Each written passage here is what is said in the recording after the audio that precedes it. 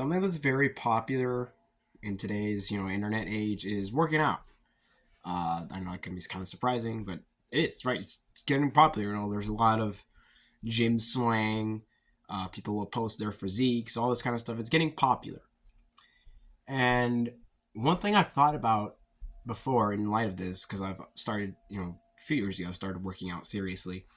I thought, what does the Bible have to say about working out? Right? Does the Bible have anything relevant to working out, or is it something that's completely disconnected?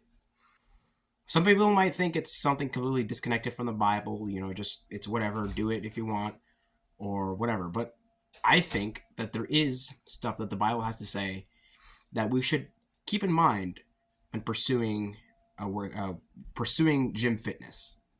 So stay tuned. This is going to be interesting. Now I want to start off by reading to you 1 Timothy 4:7-8.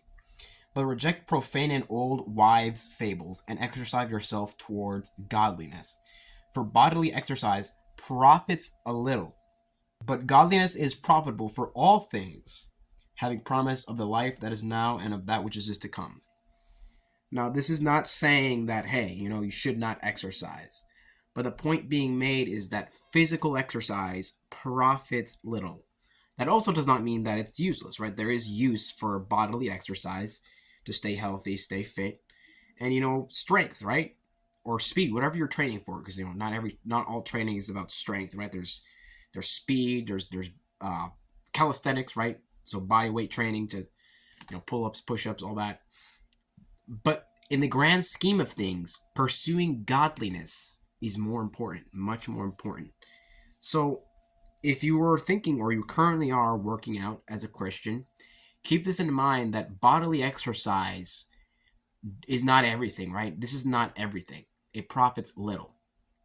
But pursuing godliness, that's eternal. That's something that's even more important. Not to rule out exercise. I think it's important, and we're going to talk about it in a second. But do not place it as a priority over godliness. Now, the entire passage that I'm kind of focusing for this point is 1 Corinthians 6:12-20. But we're just going to read verse 15 and verse 20. Do you not know that your bodies are members of Christ? Shall I then take the members of Christ and make them members of a harlot? Certainly not. Verse 20. For you are bought at a price. Therefore glorify God in your body and in your spirit, which are God's. Now, let's think about that for a second. The greater context here is sexual morality, right? You shouldn't use your body to pursue sexual immorality, like being a harlot, right? You should not pursue that. But this can also be applied to physical well-being. You should not use your body to pursue gluttony or to just really live an unhealthy lifestyle. Like, you don't have to be a bodybuilder for that, per se. If you just work out casually, then that's perfectly fine, right? There's no need to pursue bodybuilding. But then think about verse 20. Glorify God with your body, or in your body and in your spirit. Now, you can use your body to glorify God. It literally says it right there in that verse.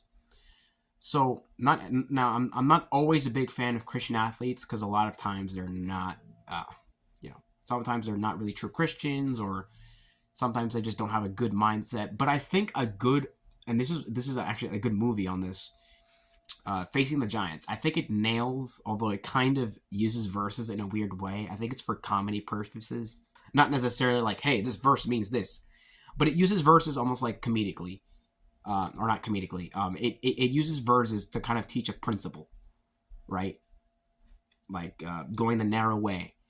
And it doesn't use the narrow way literally in its actual meaning, but I kind of found it kind of cool the way they did it. And I think it's a good movie, giving good principles on, physical glorification of God. So that would be a good movie to check out. It's a football movie from Kendrick Brothers. They nail every time. They nail it every time. I believe it's the Kendrick Brothers that made it. And so, with that in mind, I think not only this passage teaches that we should seek physical well-being, so that we're not defaming the member of Christ, because it says our bodies are a member of Christ. but also that you can use your body for God's glory. You don't even have to be like an athlete. Think of like, moving the chairs in church, right?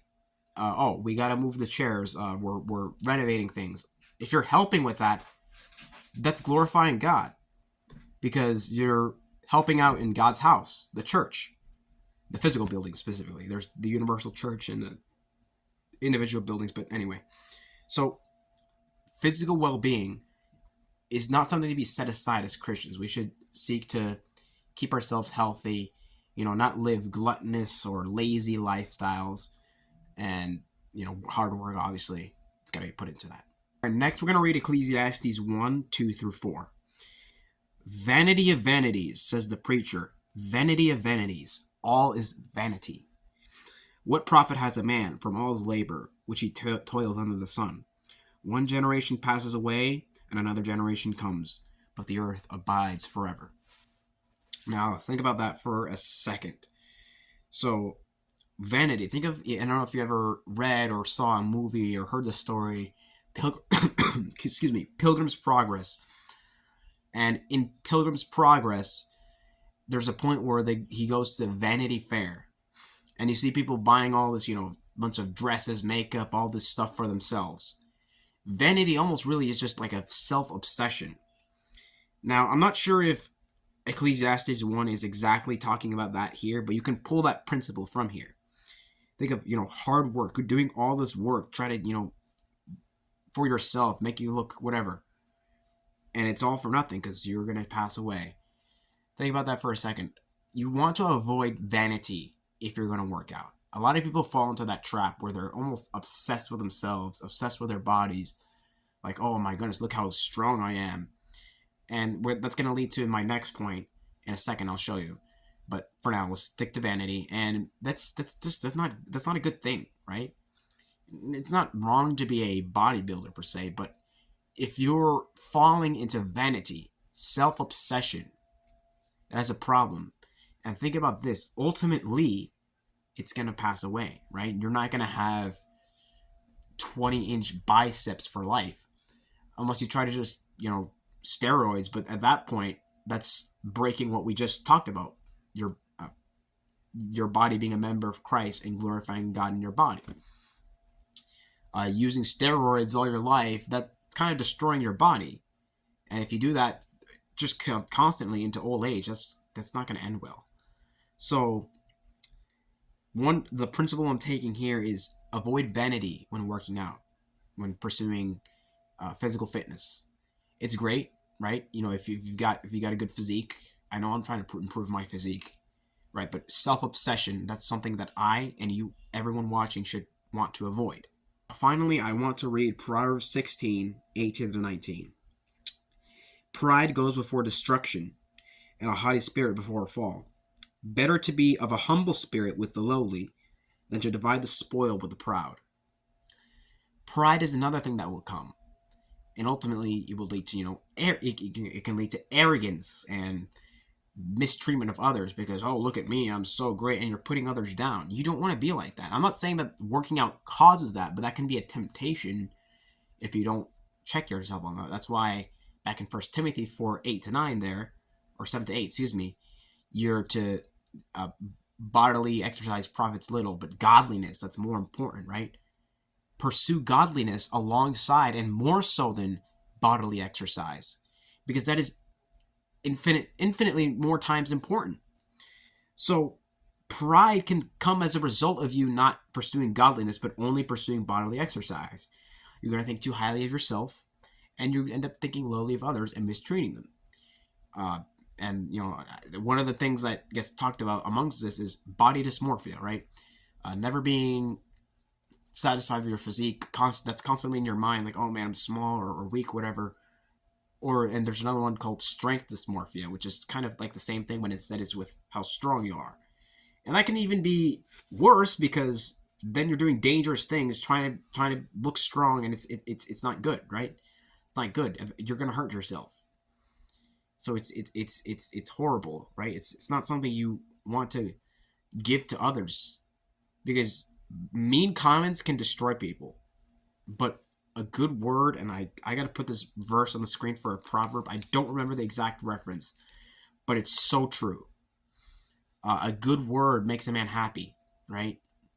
You give compliments to people or whatever, that's gives you joy, right? I know I get joy when people give me compliments. I love it.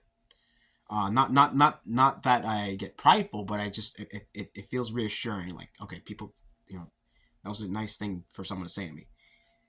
Especially for people that rarely get compliments, it's something different about it for them.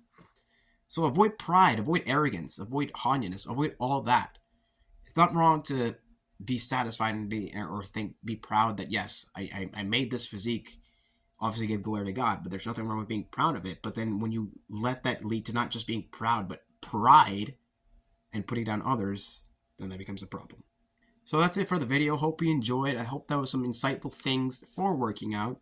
Now, obviously, the Bible does not speak too deeply upon working out. I think actually that passage in 1 Timothy is the only time it's really mentioned verbatim, like word for word.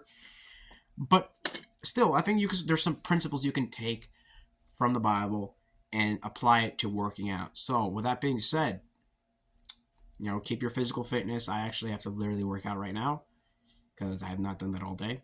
So don't be lazy, right? Okay. Anyway, so hope you enjoyed. Hopefully we can do more videos like this, Christian living, Christian principles, things like that. And with that being said, I'm heading out. God bless you all, and goodbye. It's leg day today, so help me.